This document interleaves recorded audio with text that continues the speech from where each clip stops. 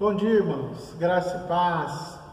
Que bom, mais um domingo juntos para aprendermos cada vez mais sobre a palavra do Senhor. Quero convidar você, inicialmente, a abrir sua Bíblia no Salmo 133. Salmo 133, que diz assim: Como é bom e agradável quando os irmãos convivem em união. É como óleo precioso derramado sobre a cabeça, que desce pela barba à barba de Arão, até a gola de suas vestes. É como o orvalho do Hermon, quando desce sobre os montes de Sião. Ali o Senhor concede a bênção da vida para sempre. Amados, esse salmo nunca fez tanto sentido para mim quanto agora. Nós sempre lemos esse salmo quando nós estávamos unidos, quando nós íamos para os nossos almoços, não é? Lá na chácara do seu Jota, quando comemorávamos o mês da família, quando estávamos juntos de alguma forma.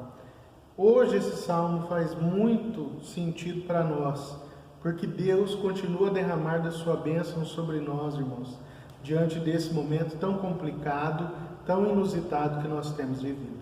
Nós estamos juntos, cada um na sua casa, mas unidos pelo Espírito Santo, que nos move e que nos abençoa dia após dia. Por isso que é um prazer estar com vocês nessa manhã, podendo desfrutar da palavra, podendo estudar a palavra do Senhor. Vamos orar? Bendito Deus, nós te agradecemos, Pai, por esse momento. Obrigado, porque mesmo não estando juntos aqui na sua casa, Pai, nós estamos juntos, unidos pelo Teu Espírito, unidos pela Tua bênção, pelo Teu amor, que nos faz família, que nos faz igreja. Te peço que nesta manhã o Senhor derrame da Tua unção sobre nós, nos dando a iluminação provinda do Senhor, para que possamos aprender cada vez mais da Sua palavra, para que possamos meditar, ó Deus, na Sua palavra e possamos crescer espiritualmente, crescer como indivíduos, como filhos teus, crescer como os discípulos do Senhor, Pai. Abençoa o teu povo nesta manhã, em nome de Jesus.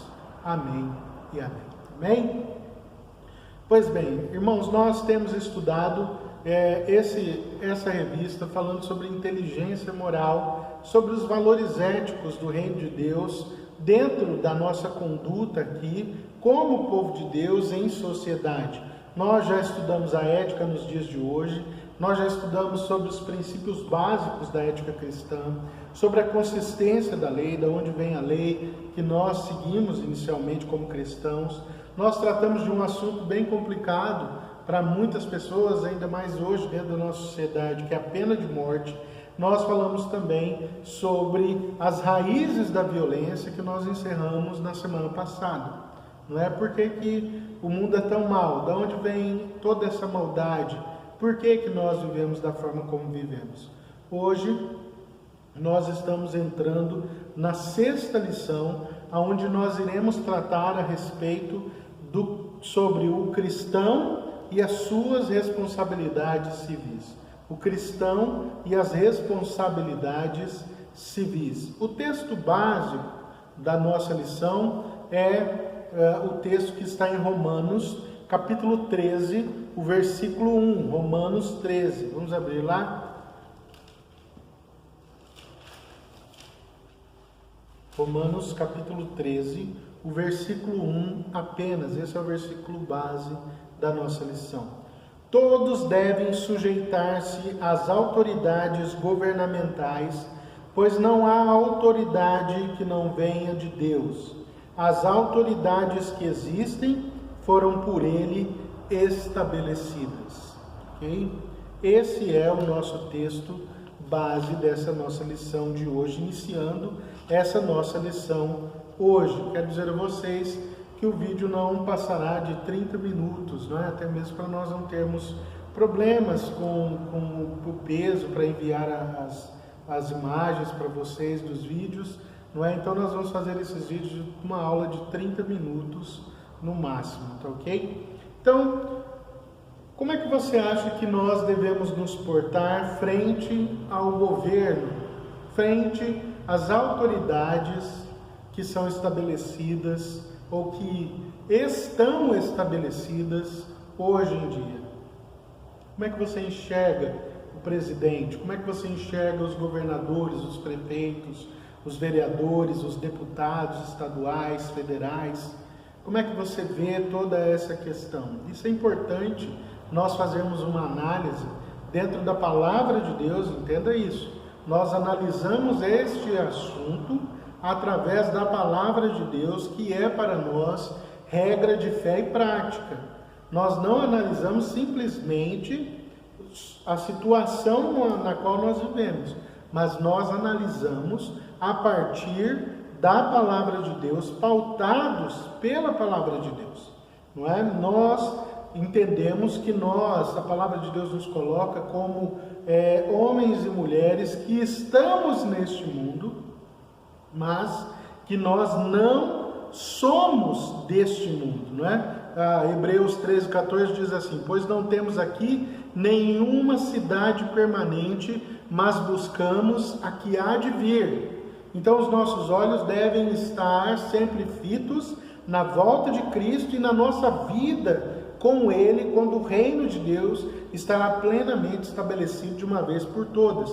Mas enquanto nós vivemos aqui, enquanto nós estamos nesse mundo, enquanto nós vivemos aqui, nós vivemos pautados pela palavra de Deus, não é? É interessante entender que nós temos uma outra cidadania, que é a cidadania dos céus.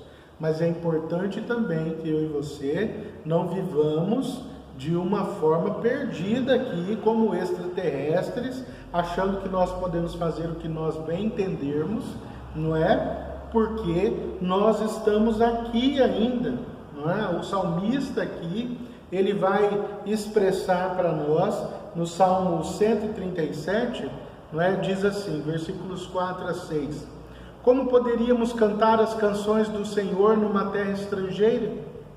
Que a minha mão direita dê fim, ó Jerusalém, se eu me esquecer de ti. Que a língua se me grude ao céu da boca, se eu não me lembrar de ti e não considerar Jerusalém a minha maior alegria. O salmista fala da terra dele, não é, que era Jerusalém. Nós vivemos nesse mundo, devemos amar e cuidar deste mundo ao qual nós estamos agora, embora nós sejamos já todo aquele que se rende a Cristo, tem a Cristo como seu Senhor e Salvador, não é? E que vive por Ele dia após dia, discípulo de Cristo. Nós temos uma nova cidadania, então, não é? Então, como cidadãos dos céus, mas cidadãos deste mundo aqui, nós devemos ser luz e sal aonde nós estivermos. É importantíssimo, então, que eu e você façamos de tudo para que a nossa pátria terrestre, vamos assim dizer, não é? Que a nossa pátria aqui, no nosso caso aqui, o Brasil, vá bem, que nós sejamos agentes de Deus nesta terra, a fim de que o nosso país, a nossa cidade, o nosso bairro vá bem, a nossa vizinhança vá bem. É importantíssimo que eu e você entendamos que nós aqui neste mundo devemos honrar as autoridades, que nós temos que cumprir os nossos deveres civis, sim, e com zelo, que é isso que a palavra nos diz aqui, não é? Então, a palavra aqui coloca para nós, dentro da nossa lição, à luz da Bíblia, 3 deveres. Nós temos 3 deveres. Relacionamento com a autoridade constituída, a participação em guerras e o envolvimento político. É isso que nós vamos ver dentro dessa lição, tá bom? As autoridades constituídas, a participação em guerras e o envolvimento político, certo?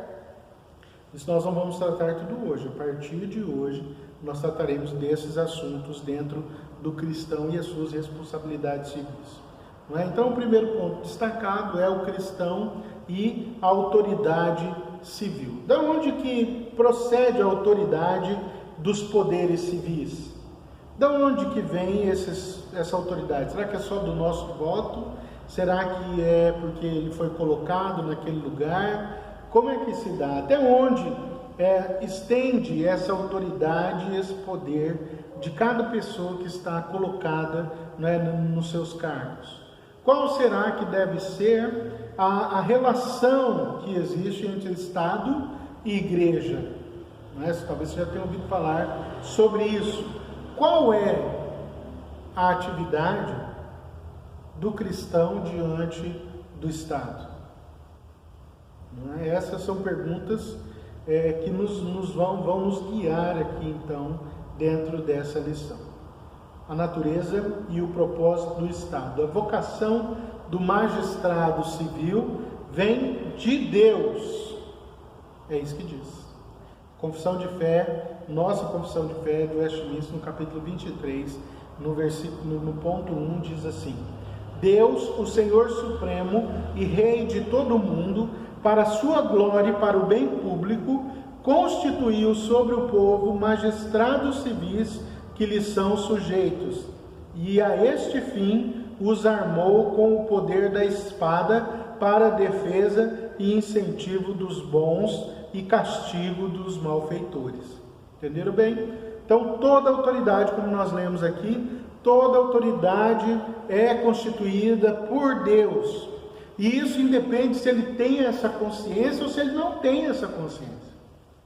Toda autoridade é constituída por Deus. Seja ela boa ou má. Talvez seja até mas os maus não. Os maus também, entendam. Deus é perfeito, Deus tem um plano, um propósito, e esse propósito irá se cumprir, e Ele usa todas as ferramentas que há para que esse propósito, esse plano, seja concluído ou seja alcançado, não é?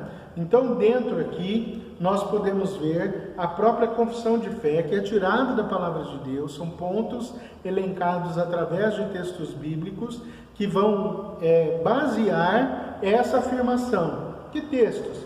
Primeiro, Salmo 82, versículos 1 e 6, diz assim: é Deus quem preside na Assembleia Divina, no meio dos deuses, Ele é o juiz. Esse é o versículo 1 do Salmo 82.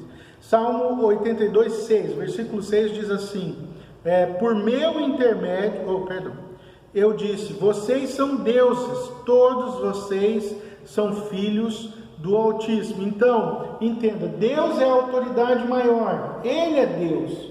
E aí depois ele fala, vocês são deuses, ou seja, vocês são filhos do Altíssimo. Deus é soberano sobre aqueles a quem Ele levanta para cuidar do povo, para dirigir o povo. Por mais que ele pense que ele é o maioral, por mais que ele pense que ele tem todo o poder porque a nação é forte, porque ele tem mísseis nucleares, não interessa. Deus está sempre acima e continua a cuidar do universo, a sustentar o universo para o fim único do seu propósito, ao qual nós não conhecemos, mas como servos do Altíssimo, nós devemos nos colocar diante dessa soberania de Deus. Deus sabe todas as coisas, por mais que nós não entendamos, por mais que a gente até discorde, fala, nossa Senhor, mas como o Senhor levantou esse tipo de nação, ou essa pessoa, e assim por diante, não é? Então, quando nós olhamos aqui, o Salmo 82 fala isso, Provérbios vai basear também, Provérbios 8, 15, 16, por meu intermédio os reis governam e as autoridades exercem a justiça. Também por meu intermédio governam os nobres, todos os juízes da terra. Provérbios 8, 15 e 16, mostrando sempre que Deus é aquele que dirige a todos. É Ele quem está à frente de todos. Se você tem essa revista que eu estou aqui mostrando agora para você, basta que você siga aqui desses textos que eu estou lendo, tá bom? Se você não tem a revista, basta que você acompanhe pela sua própria Bíblia, tá certo? Texto de Daniel, capítulo 2, versículo 20 e 21, e disse, Louvado seja o nome de Deus para todo sempre. A sabedoria e o poder a Ele pertencem. Ele muda as épocas e as estações, destrona reis e os estabelece.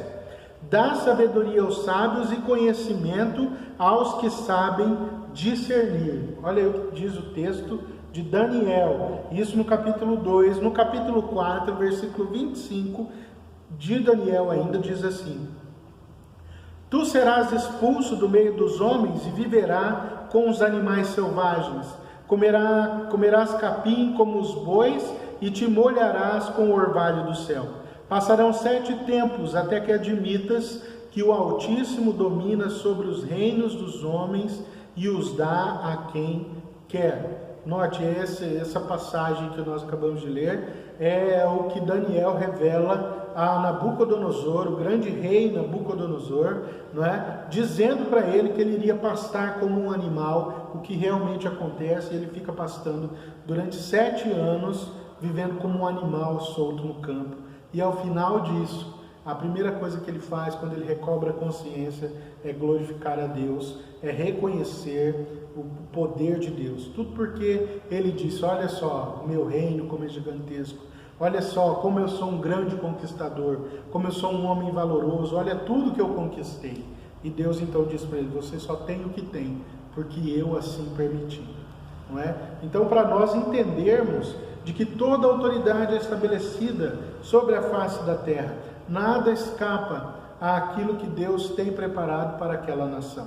É preciso entender isso, é preciso que a gente mantenha isso firme na nossa mente. Outro texto, João 19, 10 e 11, versículos 10 e 11. Você se nega a falar comigo, diz Pilatos. Não sabe que eu tenho autoridade para libertá-lo e para crucificá-lo? Jesus respondeu: não terias nenhuma autoridade sobre mim, se esta não te fosse dada de cima. Por isso aquele que me entregou a ti é culpado de um pecado maior. Obviamente que Cristo não está dizendo aqui que que Deus é o culpado, né? Mas ele está dizendo da responsabilidade de Pilatos em achar que tem toda a autoridade e dizer assim: você não sabe que eu tenho autoridade? Jesus está dizendo: não, você tem autoridade porque te foi dado. Porque se assim não fosse, você não teria. Certo? E aí o outro texto, Romanos 13, versículos 1 e 2, diz assim: todos devem sujeitar-se às autoridades governamentais, pois não há autoridade que não venha de Deus. As autoridades que existem foram por ele estabelecidas. Portanto, aquele que se rebela contra a autoridade está se colocando contra o que Deus instituiu, e aqueles que assim procedem trazem condenação sobre si mesmos. É importante entender isso. 1 Pedro também vai falar para nós, capítulo 2, os versículos 13 e 14, diz assim: por causa do Senhor, sujeitem-se a toda autoridade constituída entre os homens, seja o rei como autoridade suprema, seja os governantes como por ele enviados para punir os que praticam o mal e honrar os que praticam o bem. Não é? Então, quando nós olhamos para a palavra de Deus, ela nos dirige a realmente obedecermos às nossas autoridades. Mas até onde isso vai?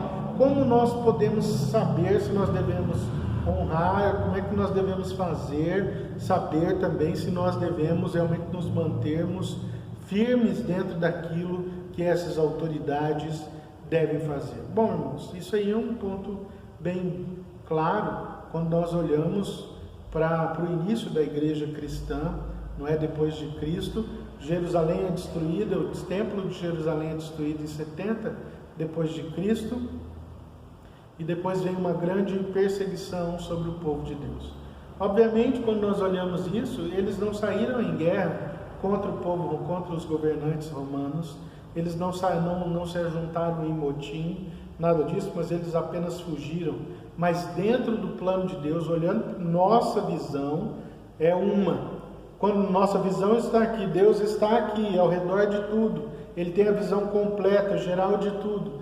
Quando nós vemos, essa perseguição fazia parte do plano de Deus para que o Evangelho fosse espalhado por toda a terra. É dali em diante que o Evangelho é espalhado, não somente através do Evangelho em si, falado ali pelos apóstolos, por todos os discípulos, mas obviamente um Evangelho prático, onde as pessoas realmente mostravam qual era a sua fé, e isso convertia os outros, porque a atitude, a conduta cristã era uma atitude, uma conduta louvável, e isso chamava a atenção de todo o povo, certo? Então há um propósito. Teologicamente, a função do Estado ela é dupla. Primeiro, o Estado é um instrumento de coerção para garantir a ordem e a harmonia social, e em segundo lugar, ele existe para estabelecer a justiça e promover o bem-estar geral, certo? Então ele vem, coloca a ordem e leva o povo a seguir essas ordens. E em segundo lugar, ele é um instrumento de justiça e também para promover o bem-estar social, geral, não é só de um nem de outro, ok? Mas é para isso que serve. Não estou dizendo que é assim que acontece. Ele deve promover o bem-estar social geral, não é de um determinado grupo, mas de todas as pessoas que estão sujeitas a esse governo. Entenderam? Então não adianta querer ser cristão e dizer, eu não sigo o presidente, eu não falo do presidente, ou eu não faço isso. Não, meu irmão. Se você não concorda com o governo, então você ore pelo presidente. Ore, entendendo que Deus está acima de todo qualquer presidente, todo qualquer governador ou prefeito. Entenda isso. Deus está acima. Ore. Se você não concorda com algo, ore para que ele seja mudado por Deus. Ore para que Deus tenha misericórdia da nação. Porque quando a nação segue a Deus, Deus abençoa essa nação. Mas quando essa nação não segue a Deus, Deus realmente se afasta da nação e deixa ela à própria sorte.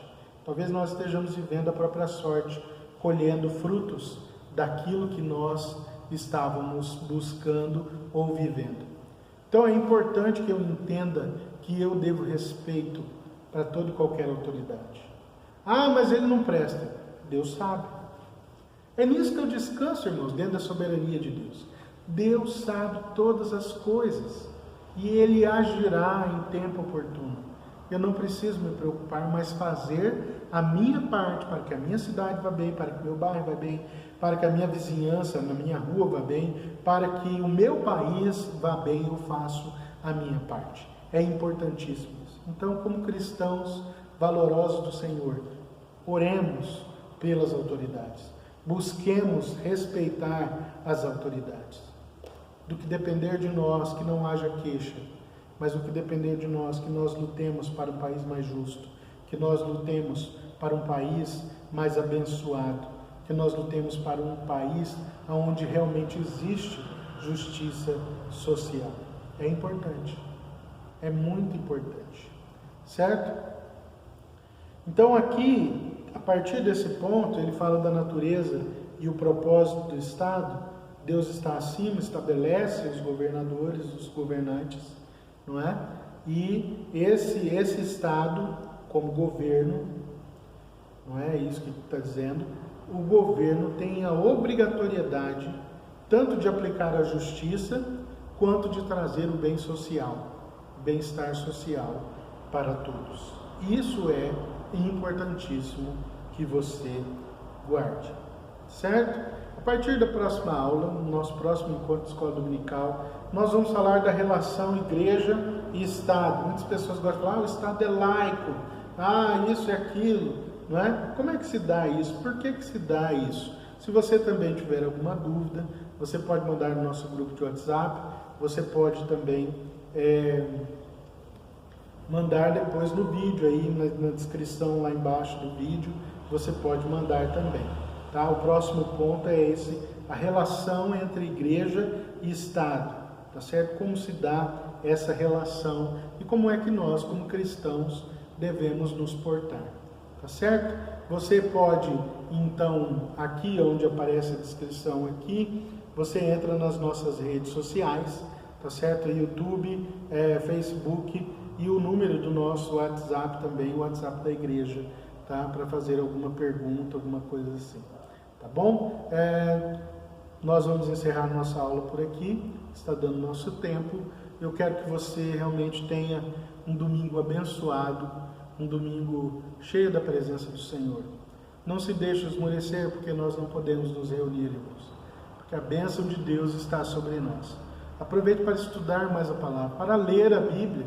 Não fique só na televisão assistindo séries, não fica lá só vendo reportagens sobre o coronavírus, porque é só isso que passa. Não perca seu tempo também. Aproveite o seu tempo de forma abençoada, não é? Peça para Deus: Senhor, ensina-me a remir o meu tempo com sabedoria, de forma que eu venha aprender. Então leia a palavra, vai estudar, pegue a revista, né? Nós temos essa revista do domingo, temos a revista de terça-feira. Vai estudando, vai buscando os textos. Não é porque eu fui lendo os textos para você, mas você pode ler você aí na sua casa novamente. Então revise, aproveite também o domingo em família, para você aproveitar do seu casamento, dos seus filhos, ou você que não é casado, mas tem a sua casa, cuide da sua casa, cuide do seu emocional, não é? Para que você tenha realmente um dia abençoado. Amém? Vamos orar para nós encerrarmos esse tempo? Deus, nós glorificamos o Teu nome, Pai. Te agradecemos pela Sua palavra. Que o Senhor nos ajude, Deus, a Te buscar mais. Nos ajude, Deus, a realmente conhecer o Senhor, conhecer os planos do Senhor, conhecer a vontade do Senhor que está aqui mostrada através da Sua palavra, Deus.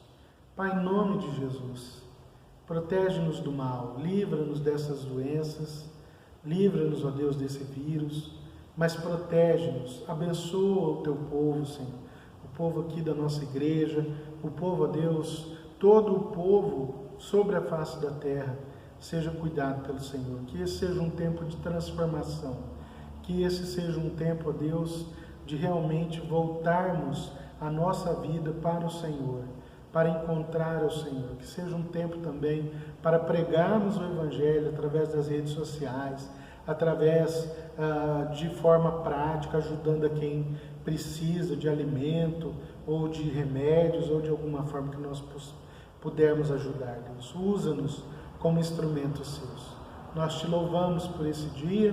Muito obrigado, Pai, pelo Seu amor e pela Sua presença. Em nome de Jesus. Amém e amém. Deus te abençoe.